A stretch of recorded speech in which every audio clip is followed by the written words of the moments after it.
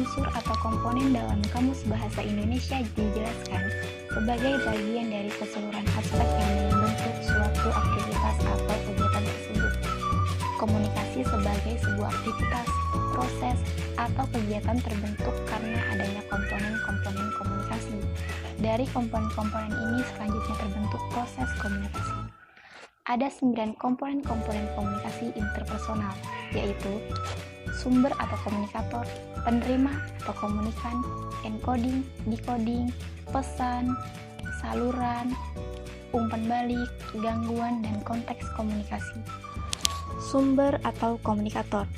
Komunikator atau pengirim adalah pihak pertama yang membuat atau melakukan encoder pesan. Sumber merupakan pemakarsa mengubah pesan karena ingin menyajikan pikiran dan pendapat tentang suatu peristiwa atau objek. Pengirim dapat bersumber dari individu, bisa pula dari kelompok atau organisasi. Jika sebuah proses komunikasi tidak berjalan efektif, maka kesalahan terbesar terletak pada komunikator, sebab cara komunikator memulai sebuah pesan menentukan bagaimana pesan itu diterima. Sumber sering pula disebut pengirim, komunikator, atau dalam bahasa Inggris source, sender, atau encoder. Penerima atau komunikan. Komunikan atau penerima adalah pihak yang menerima pesan.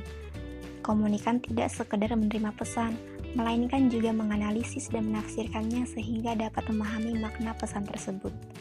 Dalam proses komunikasi interpersonal, penerima bersifat aktif. Selain menerima pesan, penerima juga melakukan proses interpretasi dan memberikan umpan balik. Berdasarkan umpan balik dari komunikan inilah, seorang komunikator akan dapat mengetahui keefektifan komunikasi yang telah dilakukan. Apakah makna pesan dapat dipahami secara bersama oleh kedua belah pihak, yakni komunikator dan komunikan. Penerima bisa terdiri dari satu orang atau lebih, dan bisa dalam bentuk kelompok. Encoding.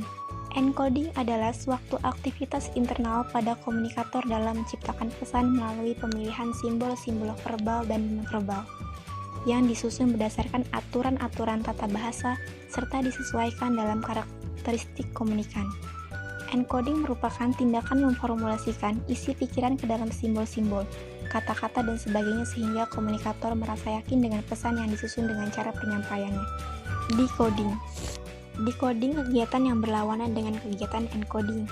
Decoding sebagai kegiatan yang dilakukan oleh penerima pesan untuk menerjemahkan pesan-pesan ke dalam suatu bentuk yang memiliki arti bagi penerima. Encoding dan decoding merupakan satu kesatuan dalam proses komunikasi, sebab fungsi-fungsi encoding-decoding berjalan secara simultan dalam proses timbal balik dan dua arah. Pesan. Pesan dalam komunikasi adalah sesuatu yang disampaikan pengirim kepada penerima. Pesan dapat disampaikan dengan cara tatap muka atau melalui komunikasi. Dalam bahasa Inggris, pesan biasanya disebut dengan kata message, content, atau information. Pesan pada dasarnya adalah suatu tindak tutur atau pemeragaan, suatu tindakan lewat ekspresi berupa kata dan sikap tubuh. Saluran atau media. Saluran merupakan sarana fisik penyampaian pesan dari sumber ke penerima, atau yang menghubungkan orang ke orang lain secara umum. Dalam konteks komunikasi interpersonal, pengguna saluran atau media semata-mata karena kondisi dan situasi tidak memungkinkan dilakukannya komunikasi secara tatap muka. Misalnya, seorang ingin menyampaikan informasi kepada orang lain, namun kedua orang tersebut berada pada tempat yang berjauhan, sehingga digunakanlah saluran komunikasi, dan keinginan penyampaian informasi tersebut dapat terlaksana. Umpan balik. Umpan balik atau bisa disebut dengan respon, yakni apa yang telah diputuskan oleh penerima untuk dijadikan sebagai sebuah tanggapan terhadap pesan. Respon bisa bersifat positif, netral, maupun negatif. Respon positif apabila sesuai dengan yang dikehendaki komunikator. Netral berarti respon itu tidak menerima atau menolak keinginan komunikator. Dan respon negatif apabila tanggapan yang diberikan bertentangan dengan yang diinginkan oleh komunikator. Gangguan.